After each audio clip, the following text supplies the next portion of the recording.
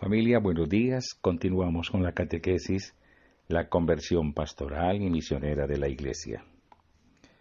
El obstáculo fundamental que se opone al fluido desarrollo de la vocación bautismal a la misión, vocación que de todos los fieles es el clericalismo. Si miramos desde la perspectiva del laicado, en cierto sentido es un obstáculo externo que viene de fuera de él, pero no es puramente externo, porque echa raíces también en los mismos bautizados laicos. Otros obstáculos que menciona la exhortación son más propiamente internos a los bautizados. El clericalismo es mencionado expresamente en dos pasajes. En uno dice el Papa, escuchemos: los laicos son simplemente la inmensa mayoría del pueblo de Dios. A su servicio está la minoría de los ministros ordenados.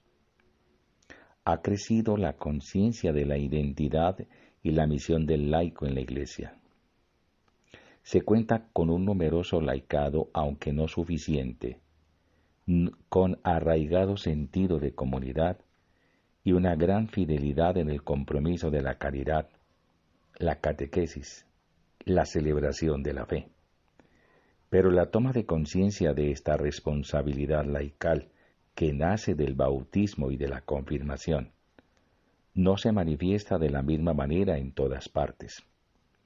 En algunos casos, porque no se formaron para asumir responsabilidades importantes. En otros, por no encontrar espacio en sus iglesias particulares, para poder expresarse y actuar a raíz de un excesivo clericalismo que los mantiene al margen de las decisiones. Busquemos numeral 102. En este número el Papa menciona dos causas posibles del déficit en la toma de conciencia de la responsabilidad laical. La segunda es la que atañe más al tema de este apartado, el clericalismo. Francisco habla del excesivo clericalismo porque piensa acaso que hay un clericalismo adecuado, que está en su justa medida y por ello no es excesivo. Es una pregunta. Es de esperar que no. Al menos a mi juicio, el clericalismo en cualquier grado es malo, y hay que hacer lo posible por erradicarlo de la vida de la Iglesia. La primera causa que menciona el Papa es que los laicos no se formaron para asumir responsabilidades importantes. Es posible que en ese no se formaron haya a su vez dos causas diversas. Una interna a los laicos: no quisieron formarse, porque no querían asumir responsabilidades. Querían seguir siendo meros clientes de la institución eclesiástica. La otra externa: no los ayudaron a formarse, no los dejaron formarse. Y ahí podría aparecer de nuevo la sombra del clericalismo. En el segundo pasaje sobre el tema de este apartado, Francisco no usa la palabra clericalismo, pero alude claramente a la realidad que esta palabra designa. Está en el contexto en que se está refiriendo al puesto de la mujer en la Iglesia. El obstáculo que significa el clericalismo termina por hacer muy difícil que los jóvenes y las mujeres tengan adecuada cabida en la Iglesia. Respecto de las mujeres, Francisco es categórico y audaz. Luego de reconocer el indispensable aporte de la mujer en la sociedad, añade que reconoce con gusto cómo muchas mujeres comparten responsabilidades pastorales junto con los sacerdotes. Contribuyen al acompañamiento de personas, de familias o de grupos y brindan nuevos aportes a la reflexión teológica. Pero todavía es necesario ampliar los espacios para una presencia femenina más incisiva en la Iglesia, porque el genio femenino es necesario en todas las expresiones de la vida social. Por ello, se ha de garantizar la presencia de las mujeres también en el ámbito laboral. y en los diversos lugares donde se toman las decisiones importantes, tanto en la Iglesia como en las estructuras sociales. Numeral 103.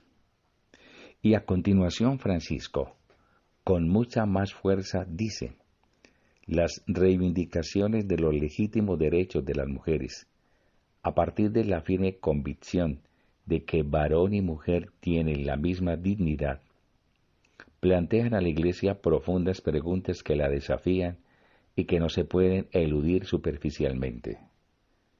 El sacerdocio reservado a los varones, como signo de Cristo esposo, que se entrega en la Eucaristía, es una cuestión que no se pone en discusión, pero puede volverse particularmente conflictiva si se identifica demasiado la potestad sacramental con el poder.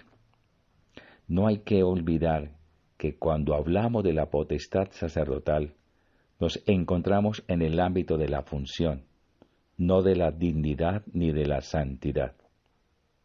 El sacerdocio ministerial es uno de los medios que Jesús utiliza al servicio de su pueblo, pero la gran dignidad viene del bautismo, que es accesible a todos. La configuración del sacerdote con Cristo cabeza, es decir, como fuente capital de la gracia, no implica una exaltación que lo coloque por encima del resto. En la Iglesia, las funciones no dan lugar a la superioridad de los unos sobre los otros. De hecho, una mujer, María, es más importante que los obispos, aun cuando la función del sacerdocio ministerial se considere jerárquica. Hay que tener bien presente que está ordenada totalmente a la santidad de los miembros del cuerpo, de ese cuerpo que es místico de Cristo. Su clave y su eje no son el poder entendido como dominio, sino la potestad de administrar el sacramento de la Eucaristía. De aquí deriva su autoridad, que es siempre un servicio al pueblo. Aquí hay un gran desafío para los pastores, para los teólogos, que podrían ayudar a reconocer mejor lo que esto implica con respecto al posible lugar de la mujer, allí donde se toman decisiones importantes en los diversos ámbitos de la Iglesia. Amén.